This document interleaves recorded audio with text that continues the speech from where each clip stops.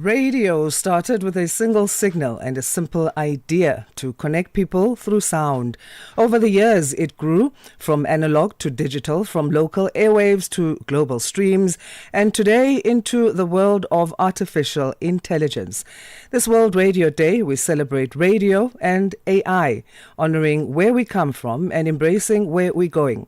Tune in to On the Move, who will be celebrating the day with hashtag Mtonjeni, hosted by Bongani Kusheshe Mahlangu on Ikwekwezi FM, and then later The Upside, who will share the mic with Zimbabwe's Kulumani FM to unpack AI in radio. Across Africa, communities rise with the promise of clean water and clean sanitation. The African Union's 2026 theme calls us to action. It's about mobilizing real commitments, securing climate-resilient water and sanitation projects, and ensuring that water becomes a driver of sustainable development and prosperity across the continent. A landmark moment, not only for Africa, but for the global movement for access to safe water for all. Assuring sustainable water availability for every home, every village, every nation. This is the Africa we want. Channel Africa, the African perspective. New day, new stories. Start your morning right with Rise and Shine on Channel Africa. Let's start our morning right by discussing matters pertaining to the Central African region of our continent. And to help us zoom into this region is our regular analyst. We speak to Dennis Beru, who is a journalist and team leader at Grassroot Journalism Kenya. Dennis, how are you on this Friday? Happy World Radio Day.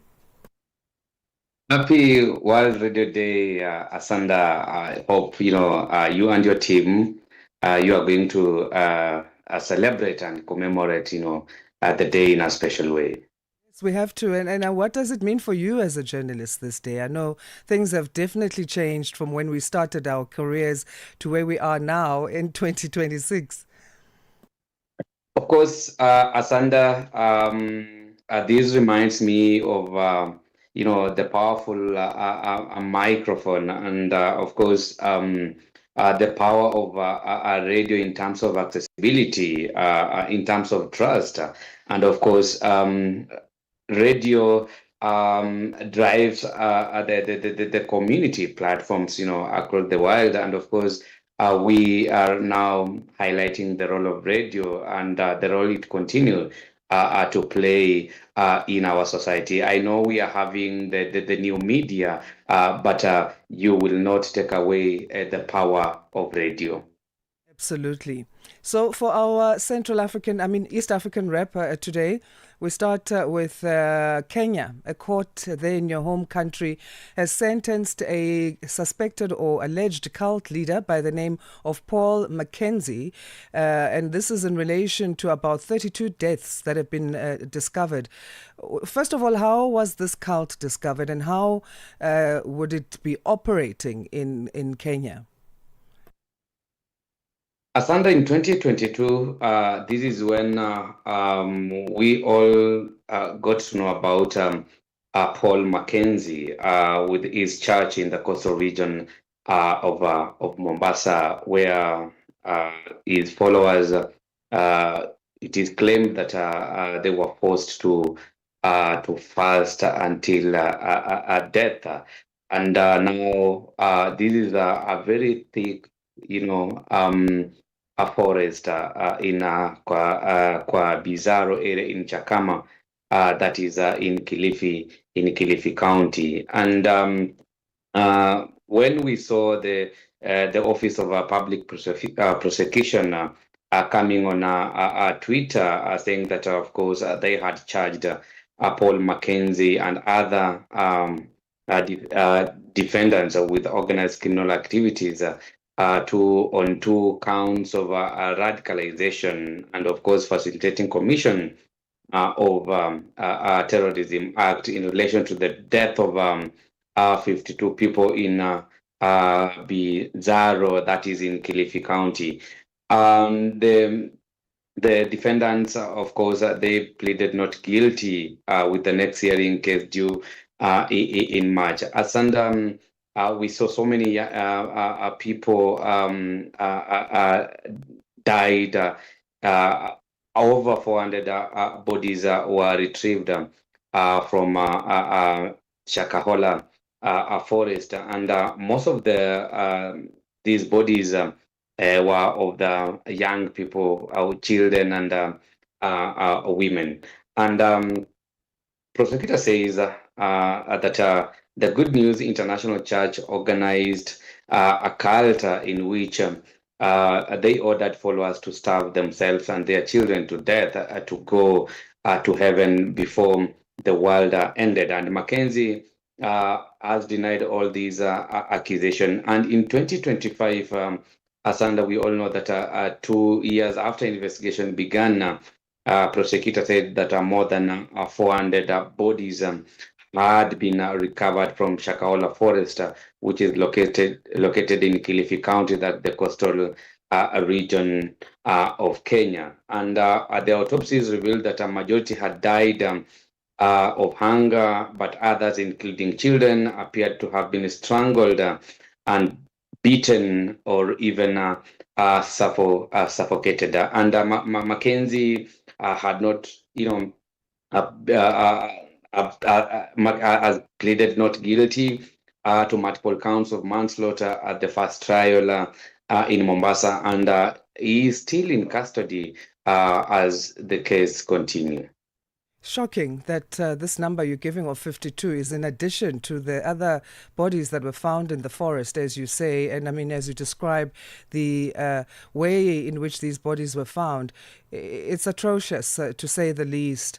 And recently, the president of the Democratic Republic of Congo came out to say that in dealing with some of this exploitation that happens within religious houses or churches, he wants to make sure that there is entry level for people to be even considered as a pastor. You need to have a theology degree of some sort. There must be some formal qualification as a way of curbing against such things from happening, where you find fake pastors and people being taken advantage of. Do you see that kind of overhaul happening within the government of Kenya then, specifically now after this horrible incident? I think that we need this sanity in our religion or in our churches, and we've seen this really worked well. You mentioned Congo. We've seen this work well with Rwanda. There is a law that is governing the church and religion. When it comes to Kenya, we have so many mushrooming churches where people who are not qualified, there are no procedures to follow before you open a church. And I remember when all issues started with Paul Mackenzie's church, and then we saw government coming out saying that of course we want to put up some measures so that we can regulate the church. But remember, Asanda, church is a very powerful a tool or platform in Kenya, especially when it comes to electioneering period. And I do not see that regulation or a strict, rules being introduced to regulate and govern the church in Kenya, because we are heading at a very crucial moment. That is the electioneering period, that is come 2027, and we have seen how politicians, even government, has been using a church as a platform to push the agenda. So for now, I do not see if that is possible, unless once we are done with the 2027 election, if a bill can be introduced in Parliament so that we can have sanity in our areas of worship. Right, and as we talk about overhauls and cleanup operations, Ethiopia, and we'll come to Tanzania in just a bit, they've decided to ban single-use plastic bags altogether.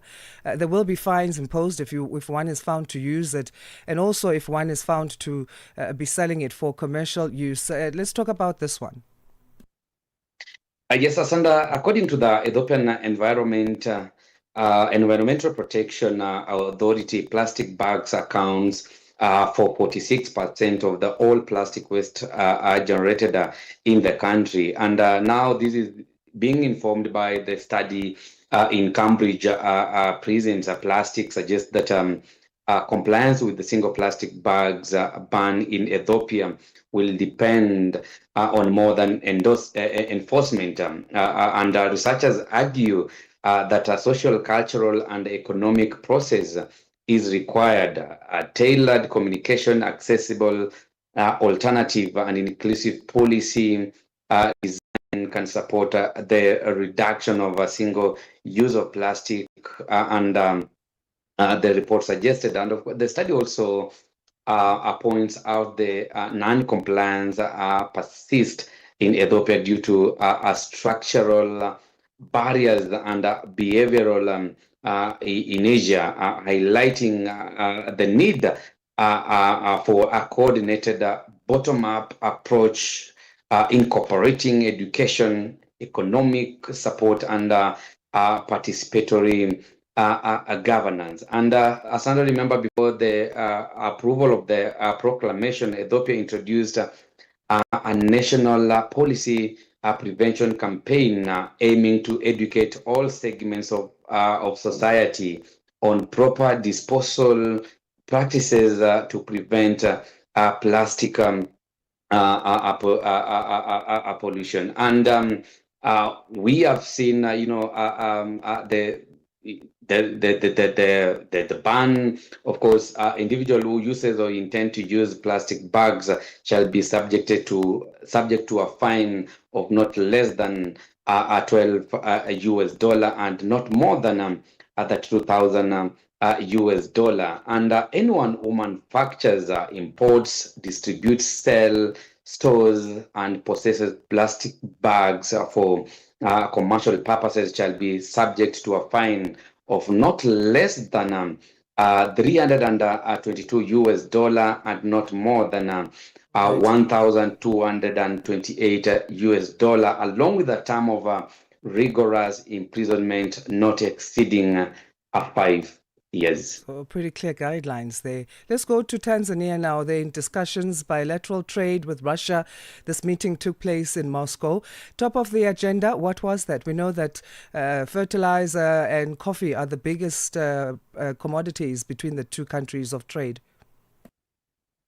Yes, Asanda, and this is after the Russia Foreign Affairs Minister Sergei Lavrov and his Tanzanian counterpart Mohamud Dabit Kombo, they held talks in Moscow on Monday, focusing on trade and broader economic relation between the two countries. Russia Foreign Ministry added that they discussed a wide range of issues related to the further strengthening of the traditionally friendly relation between Russia and Tanzania, with a special focus on expanding cooperation in trade, economic, and investment spheres. Both sides confirmed their intention to strengthen constructive cooperation and coordinate efforts on key global and regional matters through the UN and other multilateral platforms.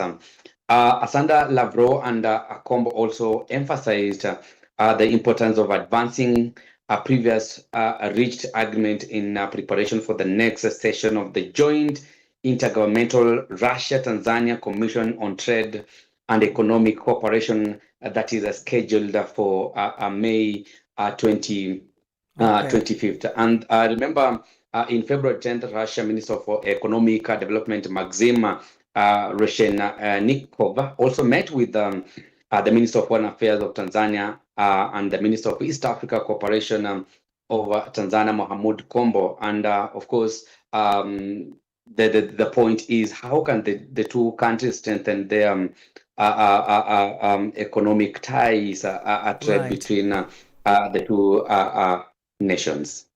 And we're going to leave it there for today, Dennis. Thank you so much for making time to chat to us, and we appreciate it. Thank you so much, and have a good wild day today. Thank you. Dennis Beru is a journalist and team leader at Grassroot Journalism Kenya, joining us for our East Africa wrap. It's 6:31 Central African time. Let's get our news headlines from Matapelo Mahape.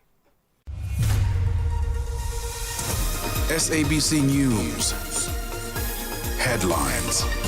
The African Perspective. Thank you, Asanda. Headlines this hour. Kenya's border with Somalia is set to reopen in April after a 15-year closure due to the Al-Shabaab attacks. As announced by President William Ruto, the opening of the two crossings follows extensive security evaluations with a significant military presence promised to ensure safety against future threats. And the UN peacekeeping mission in the Democratic Republic of Congo is preparing reconnaissance flights to Uriva to monitor a ceasefire between the government and the AFC M23 rebel group. Recently, a ceasefire monitoring mechanism mediated by Qatar was agreed upon. And the centre-right Bangladesh Nationalist Party is projected to be heading for a landslide election win. More details on these and other stories at top of the hour. SABC News. Headlines. The African Perspective. Time now for our sports update. The full one first for the Friday, this edition of Rise and Shine. Let's say good morning to Musibudi Makura for that.